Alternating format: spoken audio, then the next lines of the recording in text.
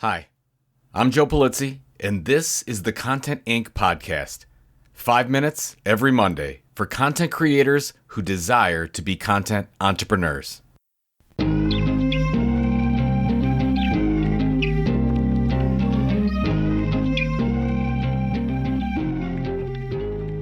If making money with your content seems like an uphill battle, I have very good news for you. The 2023 Content Entrepreneur Research is out.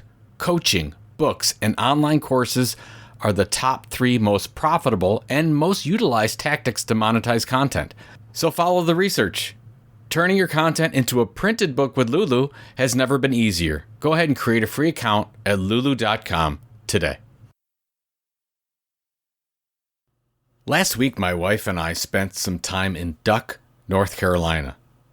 If you aren't familiar with that area, Duck is an extremely small town on the outer banks of North Carolina, 1,000 people in the off-season, which swells to over 20,000 people during the vacation seasons. It sits on a thin strip of land between the Currituck Sound and the Atlantic Ocean. I absolutely love the area. Our friend's place where we stayed is about a quarter mile from the ocean and a quarter mile from the Sound, so you can take your pick of water. We also, of course, had the popular Duck Donuts, which absolutely lived up to the billing. Before leaving this beautiful area, we decided to stop into a somewhat famous bagel place just south of Duck. The line was out the door, but we got in line anyway. I could see the bagels from the back of the line, the biggest I've ever seen. Now, while standing in line, my wife did not look happy. Of course, and as always, I personalized this, wondering what I did to make her so upset. I asked, "Is everything okay?" And she said, "Yes. See how well you know me." Now that's a trick question, which I usually get wrong. I quickly ran through the last 10 minutes to see what I possibly could have done wrong and came up with a number of things. Then she let me off the hook and told me, "Look at the menu," she said. At this establishment, the menu was on the wall, all different bagel sandwiches, bagel spreads, and drinks. "No prices," she said. Ah, yes. One of my wife's biggest pet peeves. She absolutely hates any establishment where she can't find the prices. And when I say hates, I mean loathes.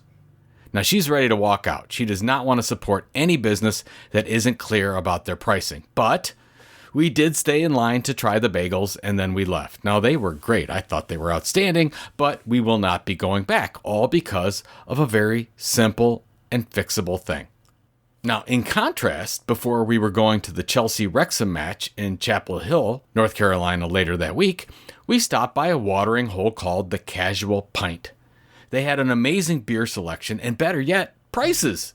Each beer on the wall was color-coded by the type of beer, sours, pilsners, IPAs, stouts, and then next to each one was the half-pint price, the full-pint price, and the growler price, plus the alcohol content. We stayed for an extra drink and ordered lunch as well. I'm sure there are folks out there that believe holding back the information on pricing is some kind of amazing sales strategy, but I'm here to tell you that you are losing business.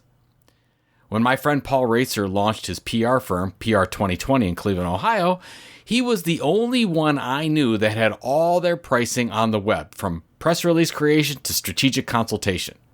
It was all there for their competitors to see. And what happened?